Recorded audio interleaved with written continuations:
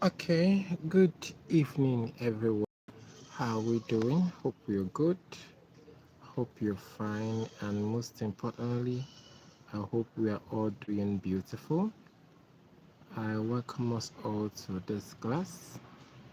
And today we'll be looking at the course GST 107, GST 104, which is titled Use of Library. Now, this course is a very, very important course. It's one of the courses that you really cannot graduate from. Yeah, there are so many courses that when you actually get to do, by the end of the semester, you write your examination, you pass, and you move on to bigger things, okay? But there are other courses that after you've written the examination and you're done, or it looks as if you're done with the course, definitely as you continue to progress, there will be need for you to keep going back to the content of the course material. And this particular course, use of library, happens to be one of them. By the time you start writing your project, but it's at your final semester, when you are in 400 level, second semester, you will see that some of the things that you will be taught in this particular course will come in handy. Not just handy, but when handy. Yes, it will come in very, very handy. And that is why you shouldn't joke with this particular course. Another reason why you need to be very, very serious with this course is the fact that as a student, there will be need for you to keep books, whether it is the soft copies or the hard copy of your course materials and other resource materials that you will need to, you know, reach out to when you're confused. Okay, so all these books will need to be properly kept, because what library does is that it teaches you how to handle books, how to keep books very well, how to organize your books in such a way that anytime you want to read or want to consult any of them, it will be very easy for you to locate. So please, we'll be taking this course very, very serious, especially on this platform. So do well to download the course material. If you have the need to get a hard copy, please try to.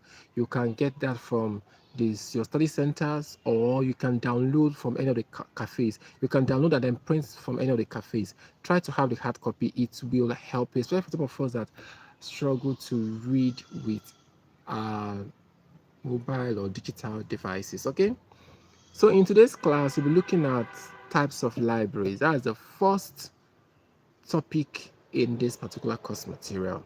If you hear me and you can see me well, I want you to drop a reaction. You can drop a love, you can drop a thumbs up, a fire emoji, whatever it is that you can drop, so that I can be able to notice you in this meeting. Please try to. And then you can leave a comment, okay? As you're joining, you can drop a hi, good afternoon, depending on your time zone, okay, or whenever you get to join us. All right, and then most importantly, don't forget to share. There are a lot of people that will love to be here or are supposed to be here, but they might not know. If you're privileged to join, get the link and ask them to join. Okay, so you know that most of our classes will do it on another platform, but I'm just trying to see if I can start trying my hands on this one, because that platform we'll be using for our classes recently has been giving us a lot of issues. Okay, so if it turns out that this one is a better option, then we'll keep using it. All right, so I also want to get your feedback on what you think about the platform. Is it a better fit? Do you enjoy the class better this way, or we should, do more of what we used to do in the previous semester?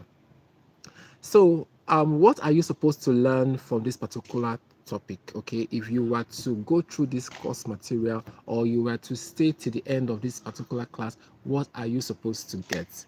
All right. Now, this particular topic is introducing you to the various types of libraries. Okay. Now, but before we go into that, there is need for you to have an understanding of the history. How did library come about? I can see you, Precious. Good evening. I can see you, Victor. Good evening. I can see you, Oluwafemi. Good evening. You're all welcome. Okay. Now, we'll talk about the history of library. How did it come about? Even the word itself, library, was the origin. Every word we have all languages has their origin. That is what they call etymology, which has to tell, which deals with the origin of words. Okay, there are some words that originated in other languages and then somehow ended up being a word in English. Okay, so the word library itself, how did it come about? Okay, so that is the first thing we're going to be looking at, and after that we start to look at the different types of library, what they stand for, how they help the users. Okay, now when you go to your course material, you will see that it was explained that what the word library, okay, which actually is what librairie in French, has what they call an Latin origin. Okay, yes, and the Latin word that actually gave birth to library or the librairie in French is liber. It is spelled Liber.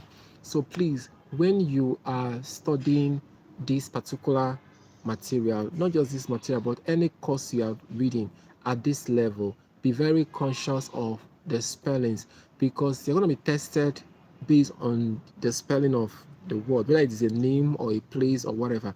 They're not going to be asking you to pronounce. So even though your pronunciation is very important, the spelling is key. All right, so the spelling is Liber. I might not pronounce it very well because I'm not from Latin, or I'm not from the Latin speaking countries of the world, but basically that word is trying to what give us the foundational meaning of book. Okay, so liber means book. Therefore, you can see how library came about, how library got its meaning, because if the root word from which it was established means book, definitely library's meaning will have connection with book. And so when you look at that, you can see that what library has to do with what an organized collection of resources. Okay, organized collection of resources. And resources could be books, the resources could be CDs, the resources could be cassettes, it could be videotapes. Okay, yes. And as a student, you know that you consume most of these things at different points in time. Okay, so when there is an organized means that what there is a format, there is a formula, there is an arrangement. You don't just keep those resources anyhow. All right, so as a student, it's very, very important for you to have an organization when it comes to your books. You can look at, I've been explaining to those of us that are new students, all right, that you need to know the faculty that is hosting each course you are doing, because not every course you are doing is from your faculty. All right, you can be in a department and the course can be borrowed from another department, even if that course is compulsory. For instance, those of us in management sciences, we do a lot of economics courses. Okay, and economics is not a management science department, is a social science department. Okay, so if I was to be you, when I'm arranging my books, I can decide to sort them based on faculties. Okay, these courses are management science faculty based courses. I arrange them that way. I can choose to arrange my books based on department. Okay, so most important is that well, there is an organization, there is a standard, there is a format to how you place these books. All right, you can choose to arrange it based on the author, whoever it is that wrote the book. These are the books written by Kenneth Hagen. You stack them in one corner. These are the books written by Catherine Coleman. You keep them in one corner. Okay, this is books written by Henry Frayor. They stay in one side. You can choose to do that, you know, that way. You can choose to arrange your books based on your level. All right, we have some of us that are already in our final year, and all the books we used while we were running our program, they are still with us, and we arrange them in our library. You can say, okay, these are my year one books, these are my year two, these are my year three. Okay, what is important here is that what there is what a format, that is what we call organization, is an organized way of arranging your resources. Okay, now furthermore, it's also important for you to know that in French, library is called bibliothèque. Okay, bibliothèque. Liber is not library. Liber means book. So in this sum, when you go to that first paragraph of the unit one, these two things they're talking about. They're talking about books. They're talking about library. Okay, books is important because it is book that is the foundation. Book actually gave room. It is the fact that we want to keep record of our books, arrange them well. That was why the need for library came up. Okay, now today we actually have the content of books in different other forms. That is why you cannot have CDs, your cassette, and other resources. Okay, some books are in audio form, some books are now in visual form. The contents of certain books are now created in a visual way. There are books that there are video content that when you are watching is as if you are reading books. So for that reason, you can see that the library is no longer covering just books in terms of paper. Okay, yes. Now going forward, let us look at the history, the origin. How did library come about and how has it evolved over the years for us to get to where we are today? If you can hear me clearly and you are following with the class, you can drop a love emoji in the comment section. If you are following, if what we are saying is actually making sense to you, drop a love emoji in the comment section. We are looking at was Gst104 Module 1 Unit 1. Okay, down the line at some point I will start sharing my screen and all, but for now, because this is like a new environment, I'm still I do have I've been this is not the first time. I'm not new to hosting live classes on this platform. I will do that, but most times I do it with my system through the aid of other softwares, which enables me to be able to comfortably share my screen. But now I am running this through my mobile device. Okay, and when I was trying to test it out yesterday, I tried to share my screen and it was kind of you know it was not giving me what I want. So I feel like I still need to observe it better to see if I can possibly be able to share my screen while teaching. Okay, without necessarily having to the need to use my laptop. Okay, but until then, I believe we are following. You can open your course material down while you are listening to my explanation. For those of us that actually enjoy classes better when screens are being shared. Now here they told us that what the first libraries contain archive of earliest form of writing such as clay tablets in cuneiform scripts. Okay, so if you look at the history of man, all right, we did not get those of us that are science students, we talk about evolution. Okay, there was a time they said that man was just as good as apes of today. Okay, the monkeys and the chimpanzees and the gorilla.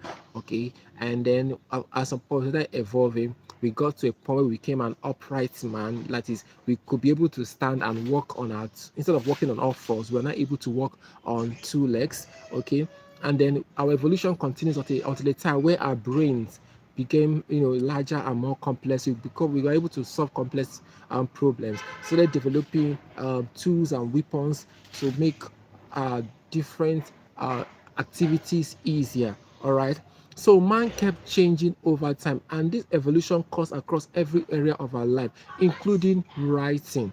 Okay, what you have today as writing in terms of writing on paper did not start up that way.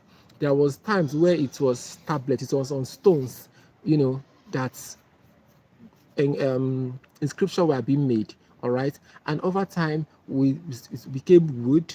All right, and it kept going until we started having papers. Today we don't just even need papers to write anymore. I go to church sometimes, I don't go with my jotter, I just bring out my phone, open my notes, and I'm typing. Okay, so life keeps getting better and better and better. So at the point where we started having libraries, it was at the time when men wrote on clay tablets, which is what you call the cuneiform. All right, cuneiform script.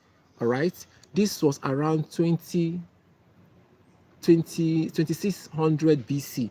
That was so many years even before Jesus Christ came into the world. All right. Now, these archives mark the end of what prehistory and the beginning of what history. According to Zan, that was someone who made the research in 2011.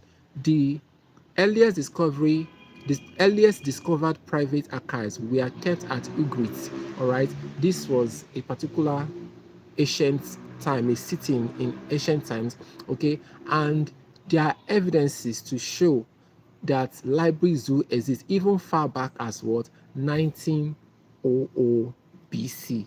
Okay, so apart from the whole story about where and when, all right, library started and how it kept transforming, it's important for us to know what was being kept. Those libraries, as at that time, what was the content of those library? It was just a place for them to keep all these what write up, all these clay tablets where different things were written. Okay, there was a time that it was no longer clay tablets, it was scrolls. That was where some of the scriptures that we are reading today, whether it is the Sumerian scriptures or the Christian Bible and other texts like that was where most of them their contents were lifted. Okay, some of these ancient writings that were kept safe in different places. All these places in modern terms is what we call library. Okay, so they went on and on and on, and they talked about different other places like the Mediterranean world, where Constantinople and Alexander, you know, did exploit. And we actually went on to talk about China, which has the oldest existing library. So it is not that China has the first library. They said it has the oldest existing. That means among the libraries that are still existing, libraries that are in operation today, the oldest among them is that which was what established in China by who? By Tianyi Chambers. It's spelled Tianyi, Tianyi Chamber, all right, and it was founded in 1561, all right. So that means every other library that was founded before that time is no longer in existence. All those libraries of 2600, 1900, all those ones that that contain scrolls and clay tablets and what have you, they are no longer in existence today. The ones that are existing, the oldest among them was created in 1561. All right, that's about 500 years or thereabout. Okay, in the time past. All right. Now, in North America, personal collection of books were brought over to the continent by French settlers in the 16th century. The oldest non-personal, that means the oldest library that is not owned by just an individual, okay, um, on the North American continent was founded at what the Jesuit College in Quebec. This Quebec should be in Canada, all right, in the year 1635. Okay, so that's basically the little that they want you to know in terms of the history of library.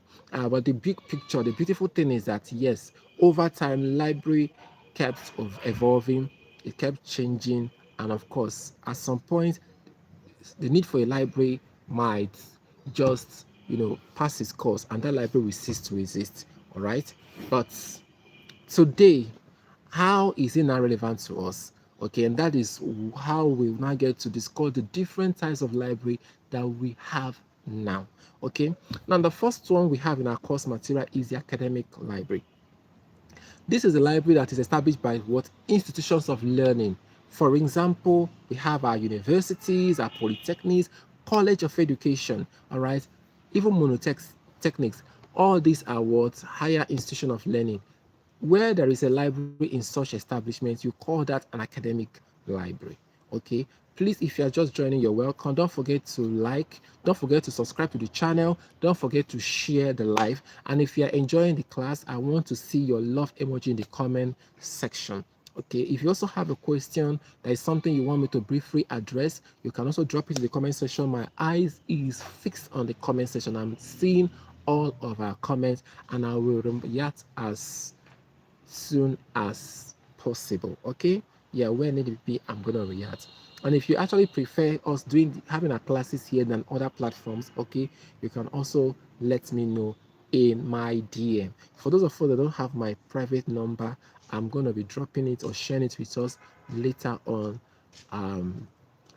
in the class towards the end of the meeting. So do well to stay till the end of the class to get my phone number if you want to private chat me. But please only come to me when this is necessary. Okay, if there is business, if there is something you are bringing a support service to me, That is when you should chat. Don't just chat me to tell me, hi, how are you? I'm doing fine already. If you want me to do better, bring your money.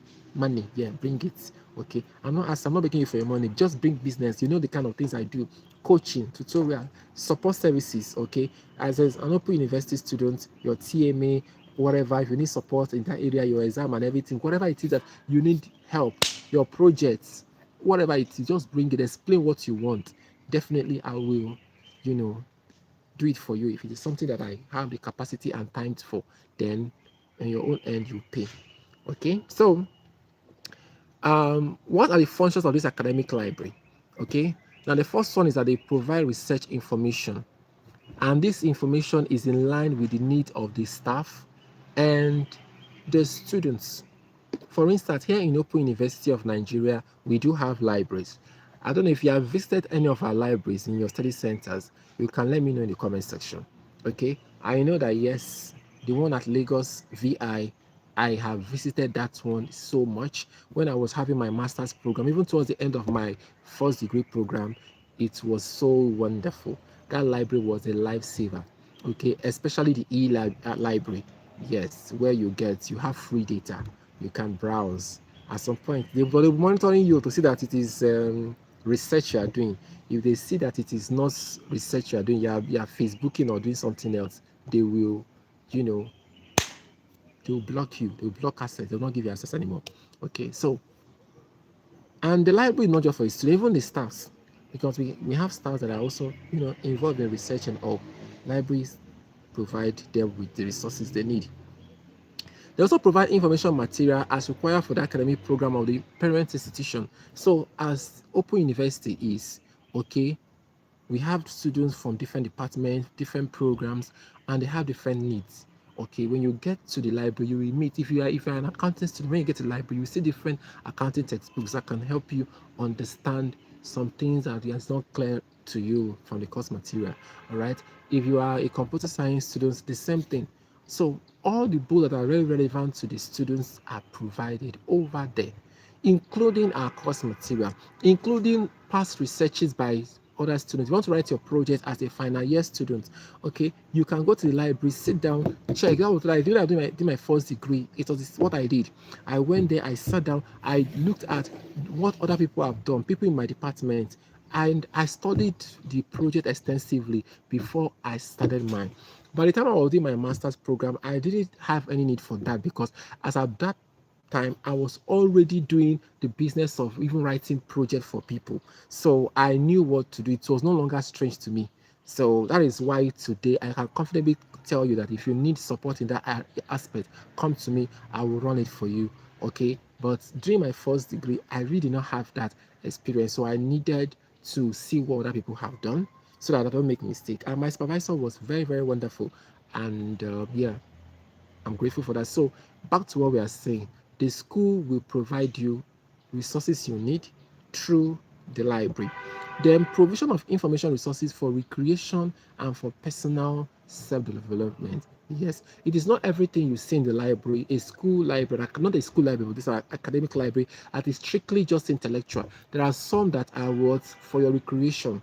You will meet some miss magazines, some resources that are more entertainment driven. You'll see them there. Okay, then other materials that might not strictly be academic inclined, but they are there to help you grow, develop you. You will see some books that are motivational. You will see some books that are quite inspirational. You will see books that are spiritual, that will help your spiritual life. Okay, you will see some books there that will help you grow in other areas of your life, maybe your marriage and the like. So very, very important. Then we have provision of specialized information services to appropriate section of the larger community. So you have Open University of Nigeria, and Open University of Nigeria is focused on Open University of Nigeria is a school in Nigeria. All right, good. Now we have students who are the ones that basically look like the primary focus. But the school also have a responsibility to the country as a whole, has a responsibility to the government, have a responsibility to other establishments that that also get themselves involved in research. All right. So there are contents, there are resources that you will see in the academic library that is actually out there to serve the general public, the larger public, not just the institution. Okay, so that is why you will see that sometimes there will be problem. Maybe in the medical field, we have an issue there, and then they will run to academic library, they will run to different schools for research, to make research, to get information which will help them to what tackle the problem. All right, then cooperation with other libraries to at appropriate level for improve and better information services. Now, by the time we begin to progress, we see that we have other libraries apart from academic libraries. Okay, yes, there are other libraries which we'll see later. Now, these libraries all collaborate with one another, so there might be some information that will be needed in an academic library which they cannot provide because they are more of an academic institute. Okay, and there'll be need for them to now relate with what a specialized library or a national library. Okay, yes, even other institutional library. Okay, there are some schools that we know that are okay when it comes to this particular area. They are very, very good, they are very, very standard. All right, and sometimes their libraries might be better equipped with resources that is needed in that area that the parent institution is known to be very good at, and other libraries we want to partner with them.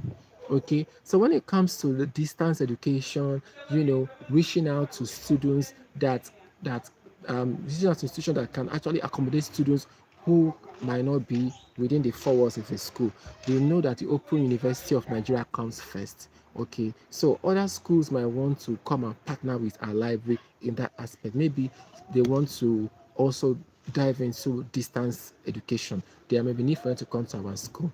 Then we have provision of conducive reading environment and facilities. Conducive reading environment. If you have gone to our libraries, we see that it's always very quiet in a serene environment. You can be able to read your book without disturbances. That was one of the things that made it for me. Like then, I could, because at some points during one of my programs, I think during my first degree, I was having issues with network. I was having issues with power supply because of the kind of place I lived then, and I was also having other issues because of finances and all. So when I get to the library, I told you earlier, I usually stay in the e-library section. I know that okay, when I'm there, data issue is taken away. Then my laptop there was not that strong for me to use it extensively. So power supply issues is taken away because I can be able to use my laptop extensively. All right. And then the environment was quiet. I will not be, maybe I mean the way I live there, if the children did not go to school, everyone will be very, very noisy and all those things were taken away because the environment was serene, very, very calm. So that is what you get when you study in an academic library. You will not be disturbed as much. Number two is what the research libraries. Now, research libraries is also called special libraries. Okay, so these are libraries that are owned not by academic institutions but other establishments that has special interest in research. Okay, examples of these are Center for Black and African Arts Civilization, Cocoa Research Institute of Nigeria. We also have Nigerian Institute of Social and Economic Research. Okay, so all these organizations are establish these libraries to cater for their special and specific interests. So, for example, if an organization is actually focused on accounting, okay, the interest or the purpose of that organization is to, you know, is to carry out or provide services that are needed by accounting firms, okay, or for those that need accounting services. All right, this kind of establishment can create a library. That library will be made of what resources that are focused on accounting. If the establishment is built around agriculture, then libraries can be created. So that establishment becomes the patron of that library. Okay, so that is how it works. And then this kind of hybrid has its own, functions, and the functions are a bit different from that of academic library. Please, if you are just joining us, do well to subscribe to the class, to the platform, so that when next we have a class, you can join us. And don't forget to leave a thumbs up. Don't forget to like or react to the video. Don't forget to leave a comment where need be, and most importantly, don't forget to share to other people that you know that needs to be here at the moment. Okay, first, the function and resources of the library must be in line with the primary objective of the parent body of the library. Okay, so if the organization that established the library is, it's not an academic institution, obviously. All right, so let's say it's focused on fashion. Okay, let me use that example. Okay, fashion. Now the library must have resources in line with fashion. You can't go to that library and be seeing content that is built around sports. Okay, it is going to be on fashion. A big fashion brand can choose to have a library. Yes, very, very possible. If the institution is built around entertainment, content you see in the library will be focused solely on entertainment. If it is music, it will be about music. If it is about drama, it will be about drama. If it is dance, it will be about dance. All right. So the resources in that library must be in line with the primary objective of the organization that is establishing it. So when you choose to create a library as an institute, please make sure that there is a correlation between what your library stands for and your objective as an organization. Number two, provision of what in-house training activity to new users and staff members alike. So in these organizations, when there is need for training, okay, when there is a new staff, or people coming into the organization for the first time, there's a need for them to be trained. It is this library that provides the resources to make this possible. Okay, yes. All right. So let's use an organization like the NTA, for example. NTA, Nigerian Television Authority. If they are to have a library, okay, definitely anytime they want to train their staff, especially those that are coming in for the first time or whatever, or those that just entered a new level and they need to, be brought in to like be made to understand what's the new things that is available for them. Definitely the library section of that organization will what handle that. Okay, yes, they'll provide resources. They might not be the one to bring um in whoever it is that is gonna do the talking. All right, but the person doing the talking, even if that person is coming from outside, will also need to consult the library so that they can understand the institutions they are coming to, the kind of people they are going to be talking to, and their area of need. All right, somebody is talking about CIT 104. Don't worry, I'm going to be addressing that later. Okay, yeah, very soon I'll start talking about the practicals. Very, very important. But for now, let's just focus on the word GST. Then I'll be a bit more faster because it's getting darker. All right. Then provision and what production of bibliographies. That's another function of what libraries that are special libraries. Then we have provision of what current awareness services to the library clientele. Okay, a space must be allocated for CAS and library for the exhibition of newly published material. So we call this current awareness services. So if the library have new resources, all right, yes, they are supposed to what let their users know, yes, we have a new book, something new is around, are you going to be interested in it? That is what they call current awareness services. Once there is something new, you don't just keep it and keep quiet. You let the people that you know that are always using the library, because definitely as I come to the library, you have their record. Just as I as a business person, I have record of my clients. All right, once people come to book me for TMA, as they're booking for, I have a record for them. Those that are booking me for business plans, those are booking me for practicals and different things. I have provision for, I have record of all these people. Now, most times there could be something new. Mm-hmm. Something new information, new updates, or whatever it is, or new services that I can render to them. I will let them know in their DM that this is available. Are you going to be interested? All right. Yes. Have you heard about this? That's how people get to be abreast with information. The same thing applies to this form of library. They get their clientels to be aware of the new resources or whatever it is that just came on board. Okay. Then provision of literature search. Okay, for research, the research says selective dissemination of information, that is SDI. Please, there's always confusion between this SDI and CAS. Please, you need to know they are different, partly because of your TMA. Okay, the SDI, okay, is where you as the librarian, you know your user's profile, and you only send them relevant information based on their area of interest. So in this case, you are only letting people. So if you know that I am interested in Christian education, all right, you will only be sending me information that are pertaining to what Christian education. For example, I have students that are on their level.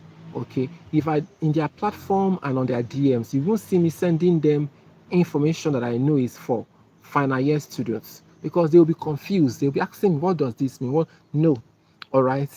I will tell if there's any time that you see me um, sending information that might not apply to you, it means that it's either you're in the wrong platform or that platform is a general platform. I have platforms that is for everyone, regardless of your level. You come in there, so that one is different. And even the student, they know that this is a general platform for everyone, regardless of your level. But once a platform is tailored to show that it is for this department or for this level or for this set, information that they'll be getting there will be what strictly related to them. Okay, general information will come there because obviously they are being affected, but other majority of the information coming in after that will be what strictly focused on their needs and their situation. Okay, so in a library we call this selective dissemination of information. That is to say, you share information on a daily basis or regularly, but in this case you are consistently focusing on the need and the profile of the user. Okay, but in the other case where you have current awareness, in that one you are not really just sharing information. Okay, you are making people aware of a new resource, something new is happening and you want them to be informed. All right, so in this case you might necessarily not consider the profile of whoever it is. What you know that this is a new thing, you put it out there. Whoever it is that needs is fine. If they don't need it, it's also okay. But once it is a situation whereby you need to consider their profile, that becomes selective. That is, you are classifying them. So these are things that the library do. Then the next one is that there's interlibrary loans. We talk about this as when we're discussing the academic library. So in this case, there is a library might not have a resource, but the user, of that library needs it. They can consult another library. So a special library can consult another library to get resources on behalf of their client. At the same time, a special library can also loan out resources to clients and other libraries. Okay, yes, clients from other libraries. So another library can come to a special library and get resources so that they can have their users have access to those materials. Okay, then the last one is that special libraries perform some other internal and external services. Okay, apart from all these functions that we have been mentioning, there are other services they perform for their parent organization. For example, writing periodic reports. There could be a monthly report, quarterly, annual, okay, even weekly. Yes, I have a friend that works in an organization where he has to make a report every week. All right, yes. Apart from that, they organize conferences, they organize seminars, and they talk and they also organize talks for both the users. So the users of this library, that they are majorly the staffs of this particular organization or researchers that are focused on the main objective of that organization. All right. So the users of this organization, they can host talks for them and stuff like that, and they can also reach out to others, because that's what they call corporate social responsibility, or you can just say social responsibility, where you have an eye for the community that you are in. As I'm doing business, and I know that a lot of my clients are coming from the National Open University of Nigeria, you will see me sometimes. I try to help out the students. Okay, there are students that I pay school fees for. All right, there are students that I help with cash, gift. There are those I help with other things, even recharge card, data. All these things are little things I do, because I understand corporate social responsibility. I understand the fact that these are the people that are, taking care of me. It is from them that I'm eating. It is from them that I pay my bills. So once in a while, I try to help them. If I'm in any place, if I enter any room and they're talking about, vacancies or opportunities, PM, I know that I have students that have told me that she's a caterer, this one, that one, that one. This one have told me that she's into this. The other one is into construction. I know most of them. I can drop their contact, okay? I can link them up with the person. These are some of the things that we do, because we know that this is where we are getting our daily bread. Okay, so an organization can be like, oh, these are the people that are patronizing us. Let us give back to them, and they can do that through the library. Library can come out and organize some kind of talk, seminar program. For example, if if you're in a medical field, all right, you can at some point decide to talk to people on the need for them to be hygienic, on the need for them to avoid certain kind of food. And in such instances, if that organization has a library, the library will be in the forefront of moves like this. Okay, so I would have really loved us to continue, because I'm really feeling the class and I'm seeing all our response, and people look like they are joining now, because of some of us have gone to work and are coming back. But I might need to stop, because I don't want the video to be too long, because of those that we get to watch the replays. And I also don't want it to get dark. Maybe if I want to have a class at night, I will need to, my lightings and other things will need to be on point, so that, the visual can be quite appealing. Yeah, I know I'm a very, very handsome young man, I have the face for the camera, yes. My face card is on point, and I've got good physique as well. So yeah, God they creates, obviously. Look at me now. Oluwaje girls one, kiss your screen. But you know, being good looking does not really do it alone. You need to make sure that everything is on point, so that the people that are watching you will not be pissed. Alright? Thank you, Emmanuel. Yes, I know you don't need to tell me. I know I look good. Come on. Look at. Look at. Uh-uh. The guy is hot. Even the open itself is everything is just sparkling, sparkling, sparkling, sparkling. Don't worry. All right, so on a more serious note, we'll end the class now, but just know where we stopped, okay? So next time we come around, we'll continue from the school library. All right. Yes, thank you so much. More knowledge. Amen. No, yes, and you guys as well. More knowledge onto you. Okay, so we'll continue from the school library. All right. So by God's grace, with time, based on all of us that are joining the class, we will get to decide on a particular time when we'll be meeting like this to discuss. So until then, let's just subscribe to the platform and be watching. And once you see that we are live, then you join. Okay, so I don't know if any of us have a question. Your question should be coming from what we did this evening. If there is no question from what we did tonight, then I can entertain general questions. Let's say you have one or two things you want me to clarify. I can do that for you briefly. I'll be staying here in less than 5 minutes. I'm out because it's really getting dark. So do you have any question? So I can see all of us. Shout out to Emmanuel. Shout out to Adibanjo Oluwa Tife. My phone number. Okay, you can have it. That's my bonus for you guys that stay to the end of the class. That's my giveaway for you guys. My phone number, my WhatsApp. Please, as I said earlier, only serious messages and if your first impression matters. If you are chatting me for the first time, introduce yourself. I'm so person, I got your number from this place, this and that and that. I want just straight to the point, and I can respond. If you start asking me how are you, fine, thank you. You're starting fine, thank you. Blocking, we follow it. Is when we're already familiar with ourselves that you cannot begin to drop such messages, because then I know who I'm talking to. I know how relevant you are in my life, and so I can be able to entertain certain things. But if I'm meeting you for the first time, I don't expect it to be very, very firm and professional, all right? Because this is business. I wouldn't want to, you know, present myself in such a way that when I give you my bill, you'll not begin to say, the boss now, it is we. I don't want that. When I tell you my price, give you my bill, you pay. Because I presented myself in such a way that you already know that I will not take nonsense.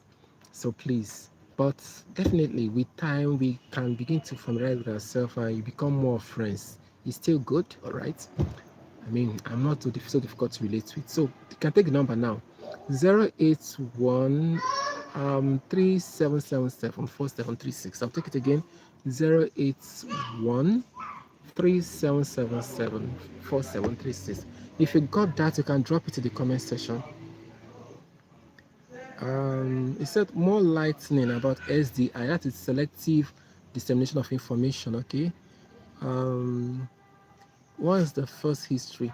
The first history, they started talking about the fact that the earlier records, library actually began in the year 2600 BC. All right. Yes, somewhere in Ugarit.